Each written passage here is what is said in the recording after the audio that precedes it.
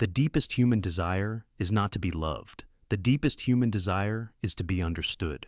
We are all walking around trapped inside our own heads, convinced that nobody truly sees the world the way we do. We feel isolated. We feel unique. And because of this, we are biologically programmed to trust, like, and become addicted to people who are just like us. Narcissus fell in love with his own reflection in the water. Today, I am going to teach you how to become that water. I am going to teach you the mirror effect. This is not just about copying someone's posture. This is the psychological art of dissolving your ego to become a perfect reflection of the person you are talking to. When you do this correctly, you bypass their skeptical brain and wire directly into their trust center. They will say, "I feel like I've known you forever." They won't know why they like you. They just know that they are drawn to you. First, let's look at the science. Your brain contains something called mirror neurons. When you see someone smile, your mirror neurons fire as if you were smiling. When you see someone in pain, you feel a ghost of that pain. This is the root of empathy. But you can hack this system. By consciously mirroring a person's behavior, you signal to their primal brain, "I am safe, I am like you, I am part of your tribe." The moment they classify you as same, their defenses drop. You are no longer an outsider, you are an extension of themselves. Level 1 is OOPS's physical mirroring. This is what most people know, but most people do it wrong. They act like a mime. If the target crosses their legs, the amateur immediately crosses their legs. That looks creepy. That looks like mockery. The secret is the delay. When they shift their posture, wait 4 to 5 seconds. Then, casually, drift into the same position. If they lean back in their chair, wait a beat, then relax and lean back too. If they talk with their hands, let your hands become more animated. If they are still and rigid, calm your body down. You are creating a physical harmony. It creates a subconscious rhythm where you are dancing together without touching. Level 2 is verbal mirroring. This is a technique used by FBI hostage negotiators to build rapid rapport. It is shockingly simple.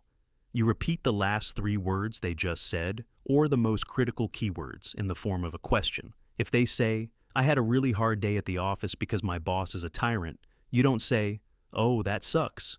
You say, "Your boss is a tyrant?" Softly, this forces them to elaborate. "Yeah, he keeps changing the deadlines." You say, "Changing the deadlines?" They will keep talking, keep opening up, and they will feel heard on a deep level. You are using their own vocabulary. Never use your words when you can use theirs. If they call it a project, don't call it a task. Call it a project. When you speak their language, you enter their world. Level 3 is energy matching. This is where charisma lives or dies. You must identify the energy frequency of the person. Are they high frequency, fast talker, loud, excited, or low frequency, slow, thoughtful, quiet? If you approach a low frequency person with high frequency energy, you will annoy them. You will seem chaotic and aggressive. If you approach a high frequency person with low frequency energy, you will bore them. You will seem dull. You must adjust your dial to match theirs. If they are whispering and leaning in, you drop your voice and lean in. If they are shouting and laughing, you amplify your projection. Match the speed of their speech. Match the volume of their voice. When the energy aligns, resonance happens. Level 4 is the deep mirror. This is the dark side. This is what seducers and con artists use.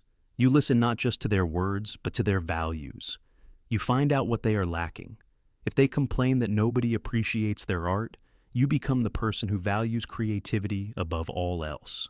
If they complain that the world is chaotic, you become the pillar of order and stability. You become the missing piece of their puzzle. You reflect back to them the version of themselves they wish they were. This creates an addiction. They become dependent on you because you are the only one who validates their ideal self-image. Warning, there is a danger in this. If you mirror too much, you lose yourself. You become a hollow shell, a social chameleon with no core. Use this as a tool to build bridges, not as a lifestyle. And be aware, if you meet someone and within 10 minutes you feel like they are your soulmate, if they like everything you like, if they agree with everything you say, run. You are being mirrored by a professional. The mirror effect is a skeleton key for social interaction. It opens doors that are locked to everyone else. It turns strangers into friends and enemies into allies. Stop trying to impress people with how cool you are. Start showing them how cool they are by reflecting their own light back at them. Subscribe now, and I will teach you how to see what others are trying to hide.